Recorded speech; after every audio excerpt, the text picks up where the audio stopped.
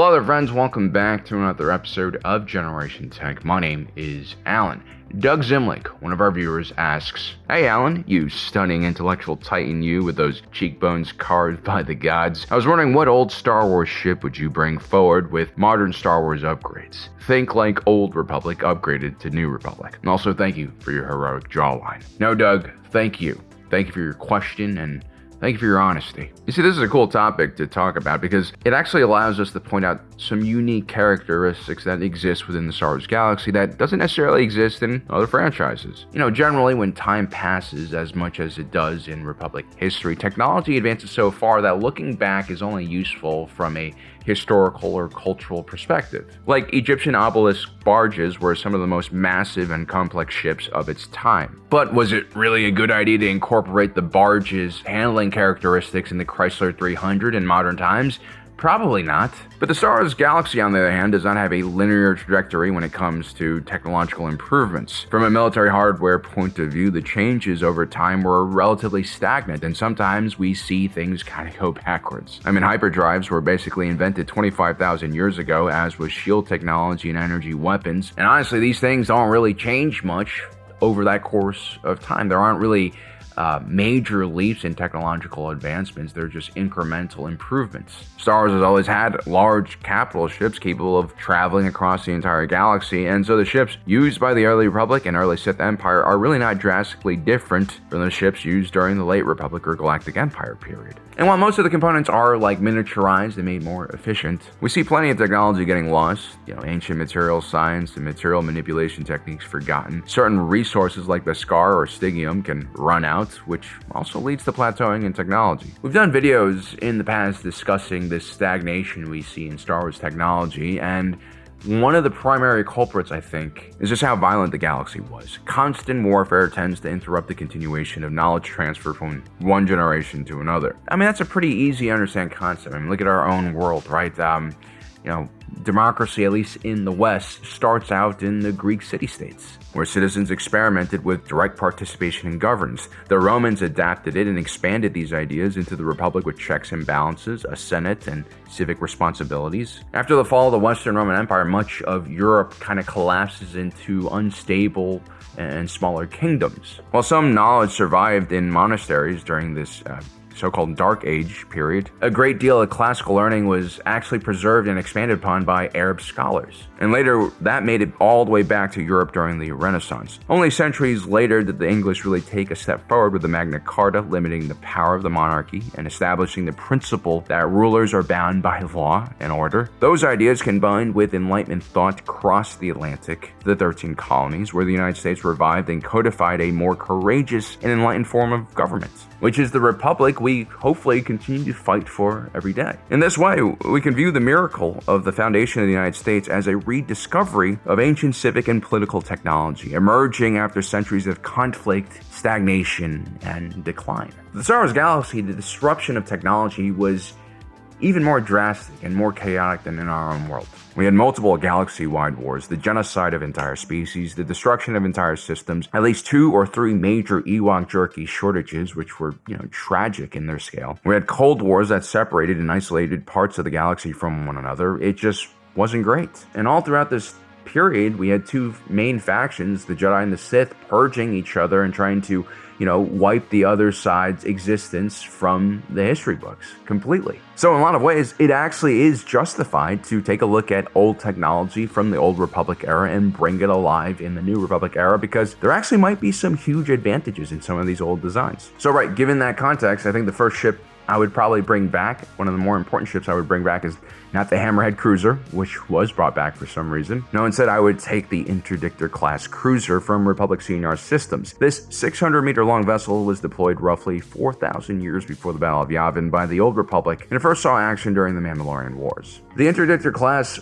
cruiser was built like a ship of the line, as in it was designed to absorb a lot of punishment and dish out a lot of punishment, usually through line of sight, energy weapons, and laser batteries. It usually had a complement of starfighters on board as well. The unique piece of technology that really separates the ship from other designs is the 4 massive gravity well projectors on board that creates a large artificial gravitational signature that can effectively control and rip ships out of hyperspace and prevent ships from going into hyperspace. This was especially useful during the Mandalorian Wars because the Old Republic was dealing with a highly mobile expansionist Mandalorian fleet. The Republic greatly outnumbered the Mandalorians, but they had trouble gaining numerical and firepower advantages locally during engagements. The Interdictor cruiser was specifically designed to control when and where the Old Republic faced the Mandalorians. It was designed to trap their fleet. It's actually a very elegant solution that is not all that brawn and firepower, which is really more of the Sith Imperial MO than it is the Republic. It's not that the Republic is elegant, but they tend to use their brain a little bit more. Now, the Galactic Empire from pretty early on tried to bring this technology back to life. The Chiss also apparently used a variant of this technology as well to control the battlefield. But the Imperial version of the Interdictor was always just a kind of weapons testbed, right? You have just an advanced piece of technology placed inside the husk of whatever ship they could find at the time. And these ships generally lack the armor and defenses to protect itself in a pitched battle against other capital ships. And that's a huge problem because if you're trapping an enemy fleet and they're trying to escape, the first thing they are going to target is the Interdictor. Now, I originally thought that one of the problems with the Interdictor is just that these gravity well generators take up too much energy, right? It saps power from the other systems, whether it's shields, weapons, engines. You can't have them all running, at the same time and expect things to work. But then I remember these reactors are essentially miniature suns, and they can be scaled up drastically if needed. I mean, just take a look at the Super Star Destroyer, for God's sake. So the real reason why Imperial interdictors were underpowered was because the Empire is hilariously cheap when it comes to its own military. The Empire wanted that edgy Third Reich look and feel, but in reality its industrial policies were far more Soviet, in a very quantity has its own quality kind of way. And given the situation the galaxy was in when the first Interdictor class Star Destroyer and heavy cruisers were rolled out for combat, there really wasn't any faction in the galaxy that could challenge the Empire in a conventional battle, so they didn't really have to think about protecting these Interdictors from conventional threats. They just had to protect them from bandits and pirates, basically. And so these ships were designed first and foremost for interdiction, for what was really just a militarized police state. The main focus was really just controlling the hyperspace lanes, which despite the massive size of the Imperial military, it was something that, they still struggled to do. Everything else, like the performance in this vessel when exchanging broadsides or, taking enemy fire and proton torpedoes was kind of an afterthought. As a matter of fact, the first Interdictor the Empire made was just a few gravity well generators placed inside of a random freighter. I mean, these were just not well-designed ships. They did scale this up to larger and larger sizes to accommodate the power of the gravity wells that they actually wanted. And if you take a look at the final Star Destroyer version design, it is especially lazy. They just repurposed the Imperial-class Star Destroyer's hull without much modification. They ended up stripping turbo laser batteries and shield generators. Even the shape of the ship was not right for the gravity well generators, and so instead of a more sleek design like we see with the Old Republic variant of the Interdictor, we get these gigantic boob-like domes, which immediately attract my attention, and probably a lot of other male sailors' attentions. And that is a big problem. I mean, even if you were from an alien civilization that has never seen an Imperial ship like this before,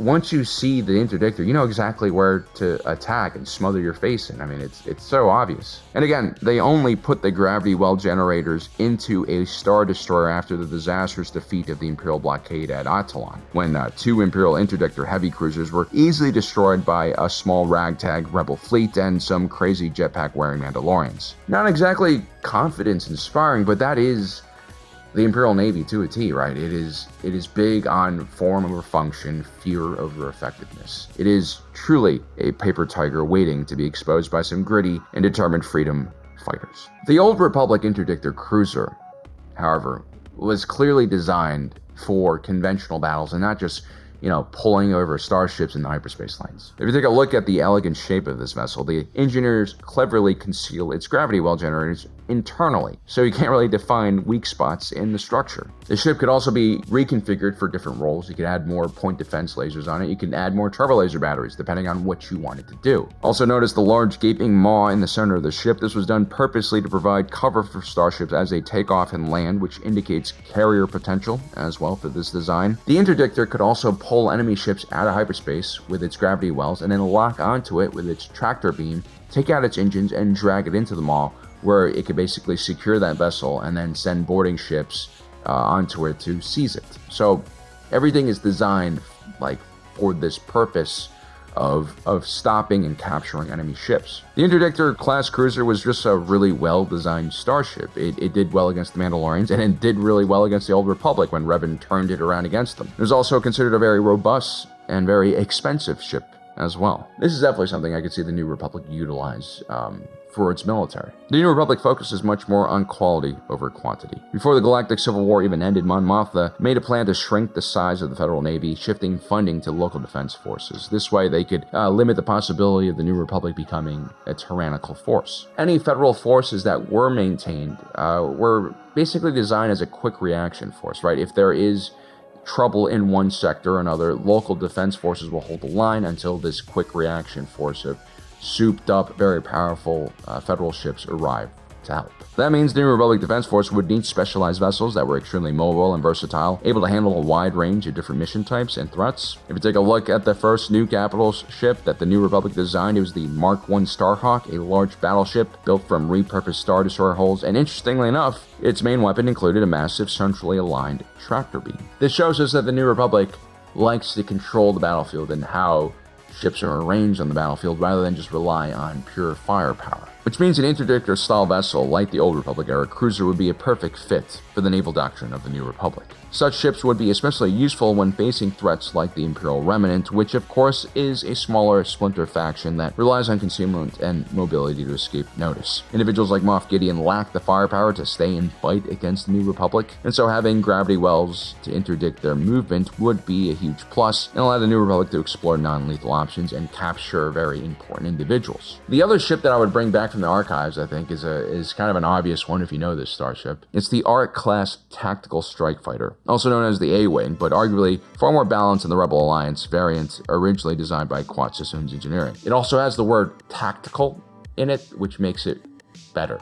While the latter A-Wing was little more than a tiny seat strapped to two massive thrusters, a side product of it being an unfinished prototype, the R-Class Tactical Strike Fighter represented centuries, if not thousands, of years of continued service, testing, and development. This is a very mature product. From the old Sith Wars to the new Sith Wars, the R-Class Tactical Strike Fighter was a mainstay for the Republic Navy and Starfighter Corps, and it definitely proved itself in many major battles. At just 9.2 meters in length, and that's with its foils deployed, this dagger-shaped ship was far thinner and more narrow than the A-Wing, presenting a much smaller profile for enemies to shoot at. The ARC still maintained class-leading sublight speed and maneuverability. It also had a Class 2 hyperdrive in it, which was phenomenal for that time period. And to make matters even more impressive, the vessel carried 2 heavy laser cannons along with 2 proton torpedo launchers, which each carried 3 munitions. That's a lot of firepower, and it makes the Arc-class Tactical Strike Fighter, in a league of its own when it comes to dogfighting, right? It was able to challenge any kind of fighter the Sith threw at it. Pirate vessels didn't really stand a chance. But it could also challenge much larger ships thanks to that firepower, including medium-sized capital ships. And better yet, the striking design gave the Republic a patrol vessel that could really, go long distance without any support from some kind of mothership or some kind of external hyperdrive device, which is, really important. That's kind of what was missing during the late Republic era. Like the Delta 7 Ether Sprite still had a dock to a hyperspace ring in order to travel, which really exposed the Jedi to a lot of, problems when they entered or left the system. This really shows us how limited the capabilities were for the late Republic Jedi. Again, this is a sign of technological decline. Interesting enough, this period of self-imposed stagnation was not caused by chaos or warfare, kind of destroying knowledge. It was more that there was 1,000 years of peace and pacifism and the refusal to make more kind of dangerous weapons also eroded the capabilities of the galaxy when it came to starship manufacturing and design. The Clone Wars, which followed the post-Reform Reformation, was actually characterized by a huge amount of innovation and a throw things at the wall until they stick mentality at the Republic Navy Procurement Office. I mean, these guys clearly did not care about unified logistics or efficient maintenance. The Republic was basically fielding a dozen different starfighter types in every fleet. This is basically what happens when a war starts and you're 5 years behind on your development and procurement cycle. And a lot of mistakes were made during this time period, like the deployment of the ARC 170 as a frontline dogfighter when it clearly was designed for long-range reconnaissance or, an anti-ship role. But that is what happens when you hire a firm like Incom, which only had like a few decades of experience in starship design. And then again, the Z-95 Headhunter that they made years earlier wasn't even designed for the type of fighting we see during the Clone Wars. It was more of a patrol vessel. And so again, the ARC-class tactical strike fighter is a surprisingly relevant starship design even thousands of years later. The high quality of the ARC's design and its space-saving hinged wing truly made it a timeless design that works perfectly for the New Republic's defense needs. And so to rehash, I really enjoy this kind of comparison between Old Republic designs and like kind of more modern ones, so-called modern ones. And that's because the Old Republic had some truly underrated ships because of the continuous state of war that occurred from roughly 5,000 BBY to 1,000 BBY. That's 4,000 years of continuous conflict in which the Old Republic was constantly engaged in an arms race against the Sith Empire. These were not concepts designed during peace, but well-tried and tested combat platforms that actually worked, and then were constantly redesigned, tested,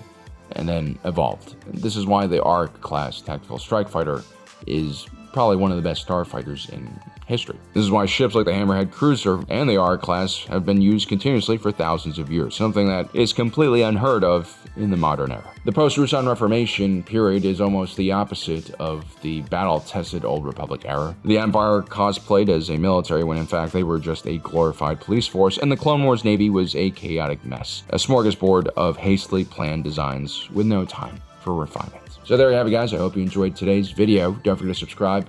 My name is Alan, reminding you that my allegiance is to the Republic, to democracy. I'll see you next time.